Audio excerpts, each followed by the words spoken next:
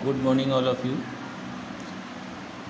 Today we are studying general entry related to profit and loss appropriation.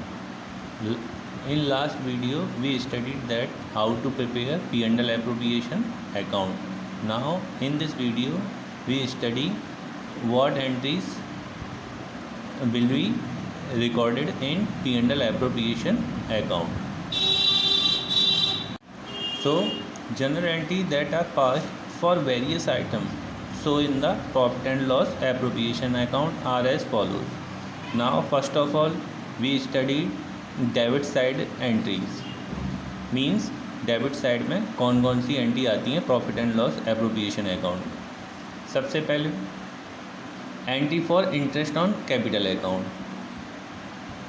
First is on allowing interest on capital.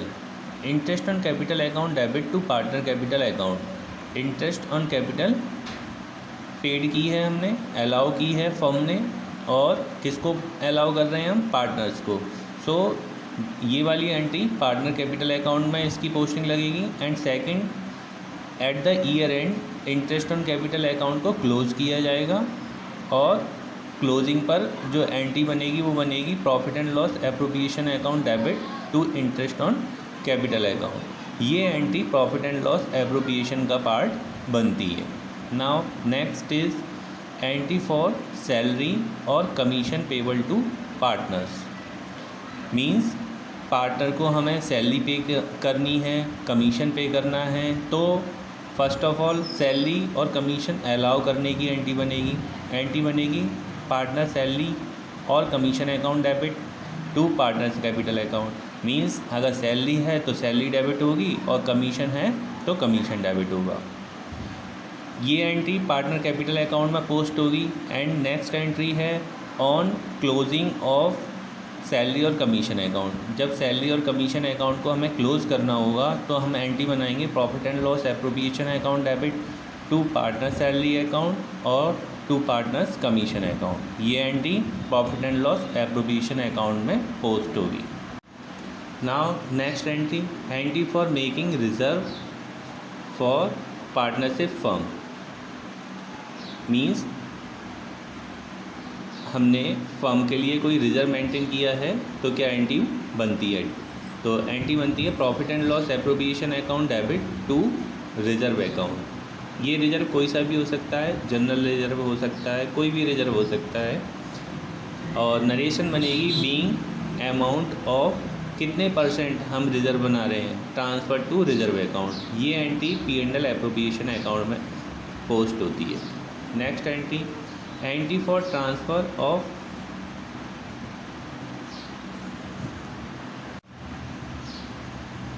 Next entry for transfer of credit balance of P&L appropriation account. Means जब हम P&L appropriation account को close करते हैं और credit side उसकी ज़्यादा होती है तो इस क्रेडिट साइड को हमें क्या करना होता है, डेबिट साइड में से माइनस कर देना होता है और डिफरेंस में हमें क्या मिलता है, प्रॉफिट। इस प्रॉफिट को पार्टनर्स में डिस्ट्रीब्यूट कर दिया जाता है और एंट्री बनती है profit and loss appropriation account debit to to partners capital account और partners current account. Entry for transfer of credit balance of profit and loss appropriation account. Means जब प्रॉफिट एंड लॉस अकाउंट को close करता है और difference में हमें क्या पता चलता है, प्रॉफिट। इस प्रॉफिट को पार्टनर्स में डिस्ट्रीब्यूट कर दिया जाता है in their profit sharing ratio. तो एंट्री इसकी बनती है profit and loss appropriation account debit to partners capital account और to partners current account as the case may be. Means कहने का पार्टनर्स कैपिटल अकाउंट में भी क्रेडिट कर दिया जाता है और पार्टनर्स करेंट अकाउंट में जो भी केस एप्लीकेबल होता है उस अकाउंट में इस प्रॉफिट को ट्रांसफ़र कर दिया जाता है, या कैपिटल अकाउंट में ट्रांसफ़र किया जाएगा पार्टनर के, या करेंट अकाउंट में। ठीक है, अब देखिए एक नोट दिया हुआ है, बोलते हैं इन P&L appropriation account only credit balance is calculated. यानी कि एप्रोप्रिएशन अकाउंट में क्रेडिट बैलेंस ही आता है, नो डेबिट बैलेंस और डेबिट बैलेंस नहीं होता है।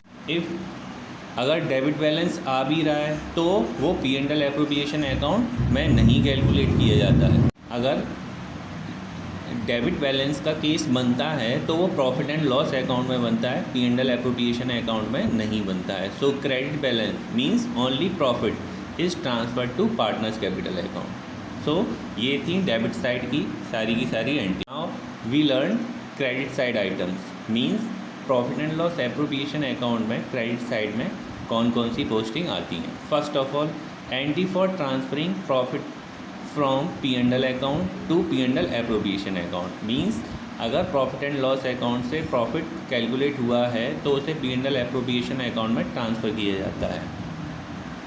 इसकी प्रॉफिट एंड लॉस अकाउंट से जो प्रॉफिट फाइंड आउट होता है उसे P&L एप्रोप्रिएशन अकाउंट में ट्रांसफ़र किया जाता है। Why this entry is profit and loss account debit to P&L appropriation account being profit transfer to profit and loss appropriation account. Now the second item of credit side, interest on drawings. First of all, on charging interest on drawings, हम क्या करते हैं, पहले interest on drawings को charge करते हैं। Entry बनाते हैं पार्टनर्स कैपिटल अकाउंट डेबिट और partners current account debit as the case may be to interest on drawings account being interest on drawings charge.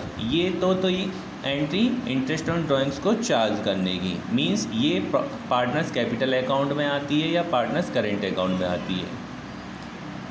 After this, on closure of interest on drawings account, interest on drawings account को close करने पे entry जो बनती है वो बनती है interest on drawings account debit to profit and loss appropriation account being interest on drawings account transfer to P&L appropriation account for closing means अगर interest on drawings account close करेंगे तो इस एंट्री को profit and loss appropriation account से close करते हैं और यही एंट्री P&L एप्रोप्रिएशन अकाउंट का पार्ट बनती है। सो ये दो आइटम थे जो profit and loss appropriation account में क्रेडिट साइड में आते हैं। Now we proceeds to ledger of partnership firm means partnership firm में क्लोजिंग के टाइम पर कौन कौन से लेजर प्रिपेयर होते हैं। So at the year end ledger of partnership firm year end पर कौन कौन से अकाउंट प्रिपेयर करती है। तो फर्स्ट है trading account, second is profit and loss account, third is profit and loss appropriation account and fourth is partner capital account और partner current account and last is balance sheet. So ये 4 laser है and 5th balance sheet है जो कि एक statement होती है। ये पार्टनरशिप फर्म क्लोजिंग के टाइम पर प्रिपेयर करती है।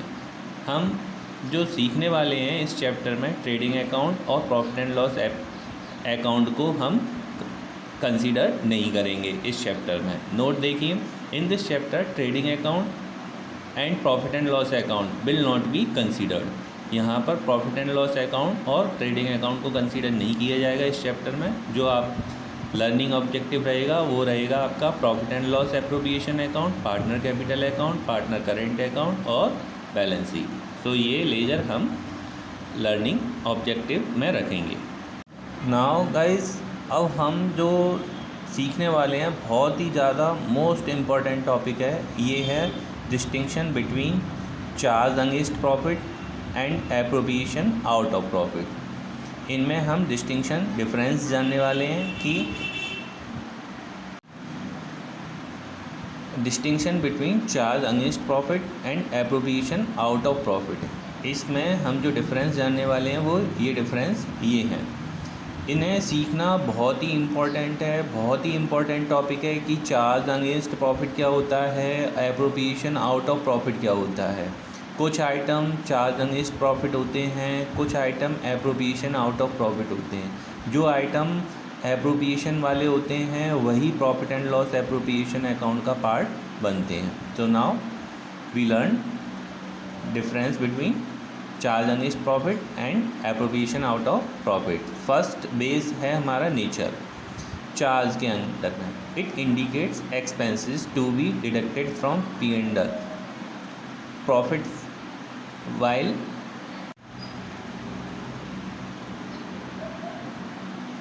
now we learn first base charge against profit and appropriation out of profit. It indicates expenses to be deducted from profit while calculating net profit and loss. In appropriation, it indicates distribution of net profit to various heads. Means कहने का ये जो items होते हैं, appropriation item होते हैं, ये profit का डिस्ट्रीब्यूशन इंडिकेट करते हैं और ये item as a expenses treat किए जाते हैं और प्रॉफिट एंड लॉस अकाउंट में पोस्ट होते हैं और ये profit and loss appropriation account में. So second base is it is debited in profit and loss account. इन्हें प्रॉफिट एंड लॉस अकाउंट में डेबिट किया जाता है और it is debited in P&L appropriation account. इन्हें profit and loss appropriation account में debit किया जाता है. थर्ड बेस नेसेसरी फॉर और नॉट, यानी कि नेसेसरी है